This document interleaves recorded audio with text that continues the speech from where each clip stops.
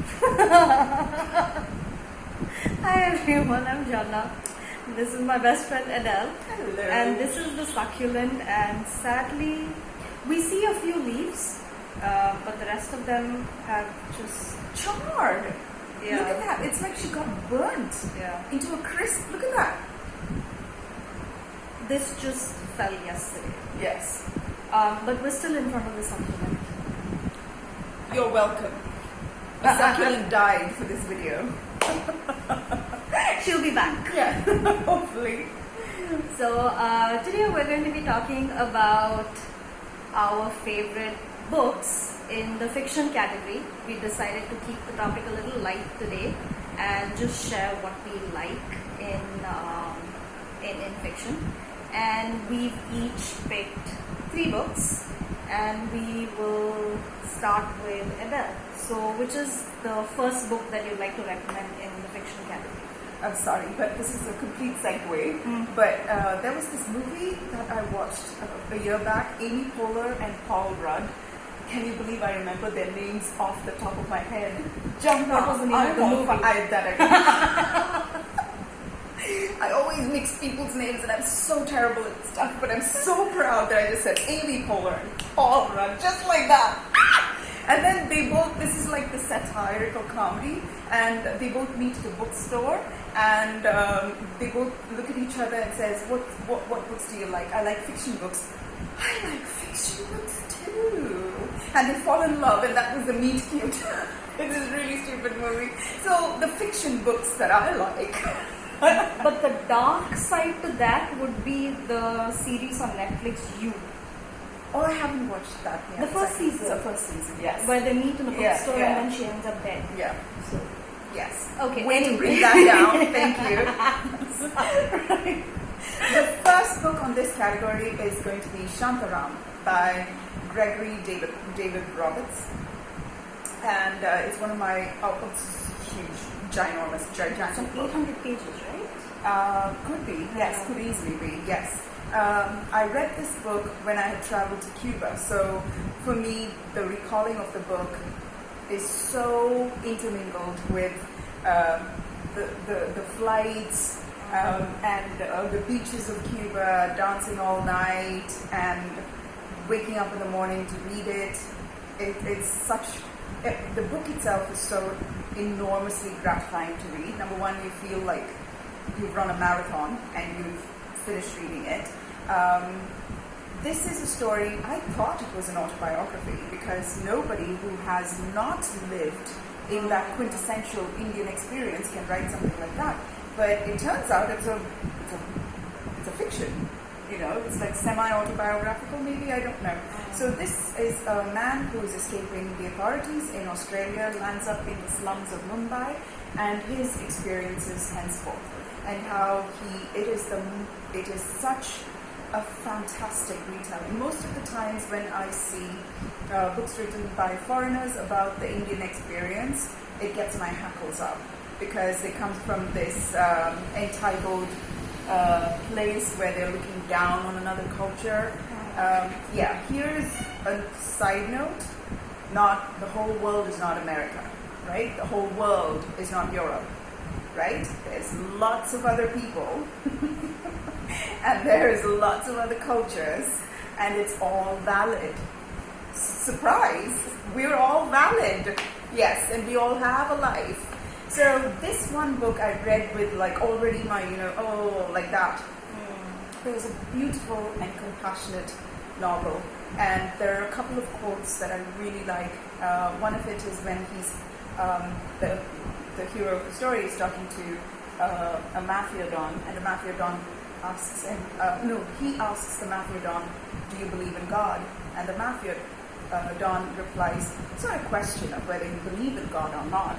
The question is, do you know God or not? And I love that quote, and I think about that quite often. And there is a girl, his love interest, a woman that he will always idolize and will never ever get to, the one that got away, right? So her name is Carla. My God, I'm on fire. I'm remembering names like, oh my God, my brain is firing. So she says, something like, I can never fall in love with a man who doesn't fear me in some level. And I thought the book is just filled with these amazing gems. I would strongly recommend you read it for both for Indians as well as people from everywhere else, to get a wonderful first-hand account of what living in 85% of India would feel like. What about you? What's your first pick? My first pick is The Little Prince. This was a book that was written early 1900s, and it is by, I will try pronouncing the name right, Antoine de Saint-Exupéry. It's a French writer that took all my effort. And it's about this little boy that travels to different planets, including the Earth. And it talks about different concepts that we come across in our daily lives, but maybe don't give it as much importance, like loneliness, love, friendship, dreams, aspirations. So this boy travels from one planet to the other. He travels to asteroids, and there are so many beautiful quotes from the book.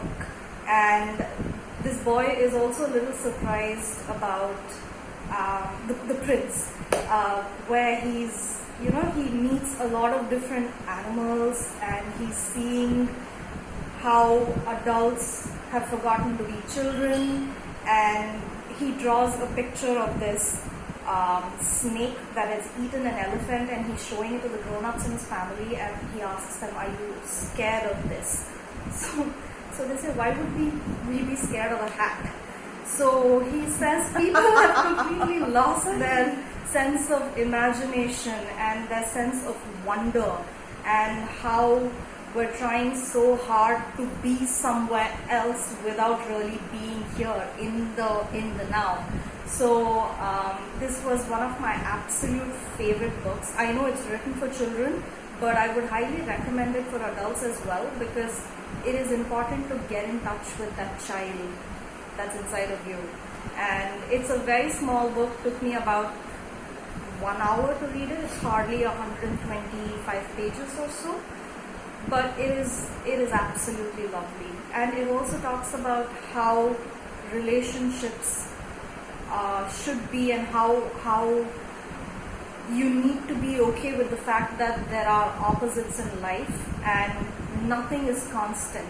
If you are looking to have a good time, you should also be ready to accept that there will be times which are not so good. It's just a part of living. If there is day, there's going to be night. There's going to be opposites. So this book was absolutely wonderful, and I read it at a time when I was just understanding the different things that I wanted for my life as well.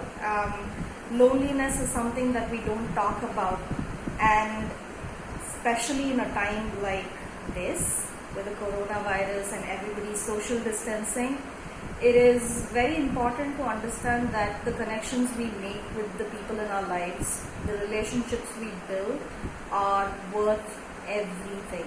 So this book did that for me, and I would highly recommend it as well. So the next book. So what's the next book that you like? The next book, to be honest, this is not in any particular order. I just jumped with the first one. Okay. Yes, 3 books. A Fine Balance by Rohinton Mistry. This book, I read this, I remember reading this book over a period of a week, and one particular time during that week I was traveling in a train, and I was reading it. Like, so every time I think about it, I can feel the of that. It's a lot of Yes. Association with what you've Yes. been doing while reading it, right? I was just laying in bed when I was reading it. So, it's a life-changing book. I'm getting very emotional. It's a life-changing book. Please read it. Rohinton Mistry. It's such a mystery. Did you see what I just did? Right. He's constantly the bridesmaid and never the bride. You know, he's been nominated for a Booker Prize 4 times, I think, 4 times, and he just never, like seriously, what's wrong with you people? I've heard a lot of good things about his writing. He basically writes about the Parsi community in 1980s Mumbai. Oh, this book, there are certain books that come into our lives for the explicit purpose of changing the fundamental fiber of our being, and this book is one of it. This is Rohinton Mysteries, A Fine Balance. Please read it. Like I can't speak about it. I can't. It's too wonderful. This is not. I'm not worthy enough to talk about it. Everybody has to read it, and please do. That's the first time she's been speechless in her life. That's such a weird ass review, but yeah. Okay, I'm not going in any specific order. The next book that I'd like to recommend is Jonathan Livingston Seagull. I think I've recommended to literally everybody that I know, and oh my god, She gave that to me as a gift as well. So this book for me felt like, if you guys have watched The Matrix, and if you've loved it, I mean you probably did, this book felt like that version in written form for me. And every single word in that book feels like a gem. There's no word that is wasted in that book, just like in The Matrix. And it's about this. Oh, I'm telling you, it's just. It died. Tell us, Jarna, is it Matrix Part 2 and 3? Oh god, no. Oh god, no. I really wish. They make it a 4th part though, by the way. Do you know that? Yeah, I do. Because it's part of the series, I will go watch it. I mean, yeah, the franchise, I will go watch it. But I don't think they can make something as close to the first movie as they did. It was just, I was hanging on to every single word from that movie, and this book was exactly like that for me. It's about this seagull who wants to fly, and seagulls usually just like to eat bread when people are just coming and tossing it into the ocean. And this bird wants to do more than that, and it's about how he keeps challenging himself over and over and over again, and how other seagulls get inspired by him and follow him, and how they travel into different dimensions. It was just so amazing, and I read that book over 4 days because there are 4 chapters, and this book again is a very small book. It's only about 100 pages or so. But I read only 1 chapter a day because I really wanted to let everything sink in. And I feel personally it is such an inspirational book, and it has forever changed my life in some way. I can't articulate it in words, but this is a book I would definitely recommend. Richard Bach, the author of Jonathan Livingston Seagull, is happens to be one of those hippie guys. I mean, can I say that? I don't know. He's such an inspiration, like an original thinker. He almost seems like an Eastern philosopher caught in an American time frame, right? And he, another one of his books about flying or something. Oh yeah. He's a I'm pilot. not able to remember it. Yes. I know which one you're talking In that, he had written something about. Again, I was reading this book when I was going. I don't know if people remember this. There was a time when there were video coaches, right, in buses when you travel from for a long distance, right? And I remember they were playing this really loud Vijay movie, which was like I cannot be able to. So I sat and I was reading this book. So there's a background of Vijay singing.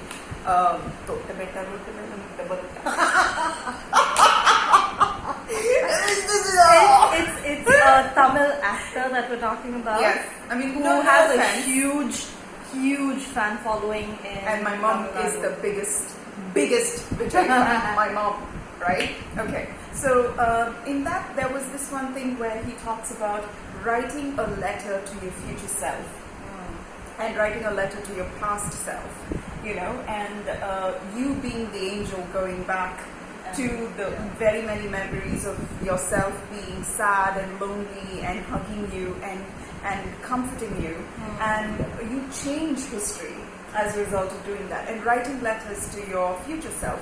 And I've always written letters to my future self a year ahead. Even I've done that. I 5 haven't years. written to my past.